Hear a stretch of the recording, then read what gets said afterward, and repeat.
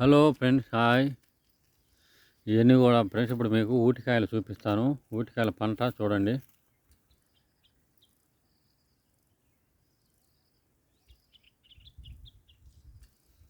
చూడండి ఫ్రెండ్స్, ఇవన్నీ కూడా ఊటికాయలు.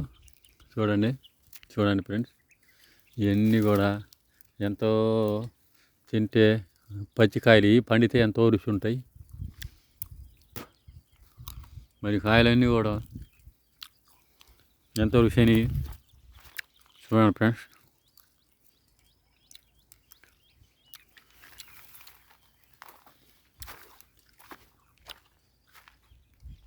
మరి అడవి తల్లి నుంచి పంట అది. రకరకాల కాయలు, ఊటికాయలని, జానకాయలని, కలివకాయలని, రకరకాల పండ్లు అడవి తల్లి అడవిలో దొరుకుతాయి. చూడండి, అరుస్తున్నాయి పిట్టలు. పక్షులన్నీ ఇక్కడ ఉంటాయి, అది అరుస్తూ ఉన్నాయి.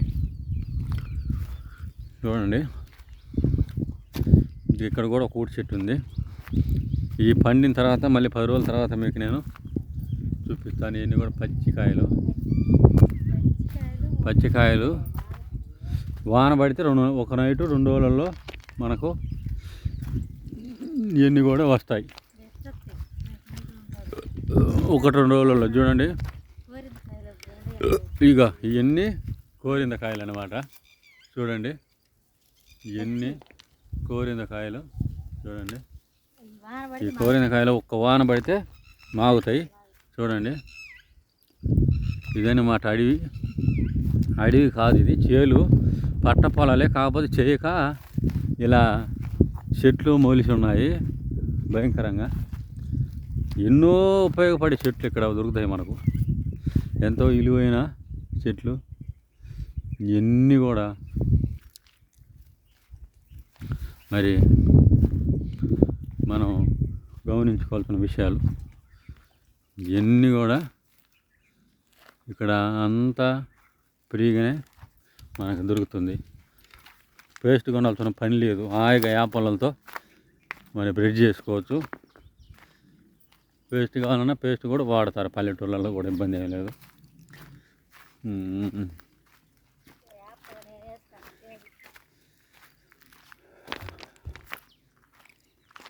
అలాగే ఫ్రెండ్స్, ఈసారి వర్షం పడిన తర్వాత ఈ పండ్లన్నీ కూడా మాగిన తర్వాత, కాయలు పచ్చిగా ఉన్న ఈ ఊటికాయలు, కోరిన కాయలు మాగిన తర్వాత మీకు నేను వీటిని చూపెట్టడానికి ప్రయత్నం చేస్తాను. మరి మీరంతా ఈ చంటి ఛానల్ను ఆదరించండి, లైక్ చేసి, షేర్ చేసి, సబ్స్క్రైబ్ చేసుకోండి. మరి ఫ్రెండ్స్,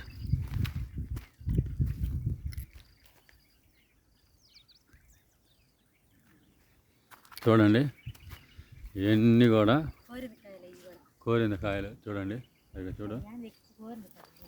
చూడండి కోరింద కాయలు ఎలా ఉన్నాయో. ఇక చూడండి, ఇదిగో ఇప్పుడిప్పుడే మాగటానికి అట్లా మాగుతానికి రెడీ అవుతున్నాయి. మనకు ఫుల్లుగా నల్లగా బాగా మాగిన తర్వాత ఎంతో రుచి. ఎంత పల్లెటూళ్ళకి ఇవాళ ఇలాంటివన్నీ ఉంటాయి, దొరుకుతాయి.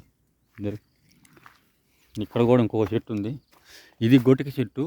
ఈ గొటికాయలని కూడా మేకలు, ఆకులు బాగా మేకలు ఇష్టపూర్వకంగా గొటికాకులు ఎన్ని ఉన్నా తింటున్నారు. చూడండి ఫ్రెండ్స్, ఇదంతా కూడా మరి కోరిన కాయలు. ఇక్కడ పొట్టు ఉంది చెట్టు దగ్గర. పొట్టున్నా ఏం భయం లేదు మనకు,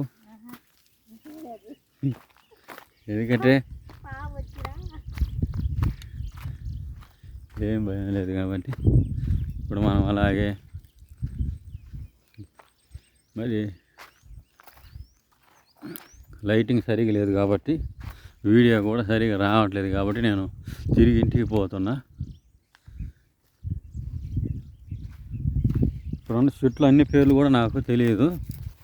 నేను కూడా పల్లెటూరులో పుట్టినా, ఎక్కువ శాతం సిటీలోనే గడిపాను. అందుకే నాకు కూడా పెద్దగా తెలియదు. కొన్ని తెలుసు, కొన్ని చెట్టు పేర్లు, వాటి ఉపయోగాలు మొత్తం నాకు తెలుసు.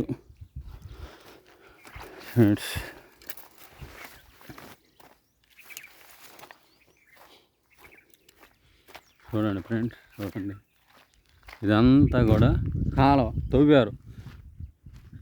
చంద్రబాబు నాయుడు గారు 2014లో గెలిచినప్పుడు ఈ కాలువ తవ్వించాడు.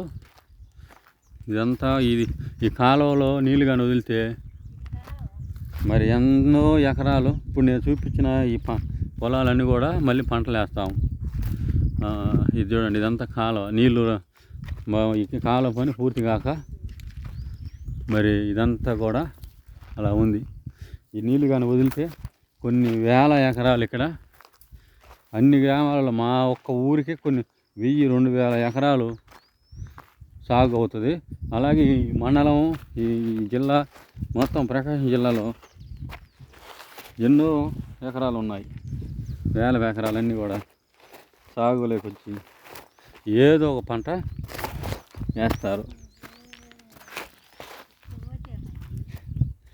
ఇదిగో అక్కడ నా బైక్ ఉంది. ఇక్కడ దాకా బైక్తో వచ్చి ఇక్కడ ఆపేసాను బైక్ను.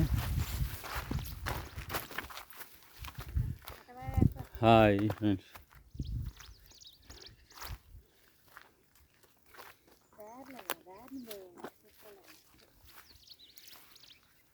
చూడండి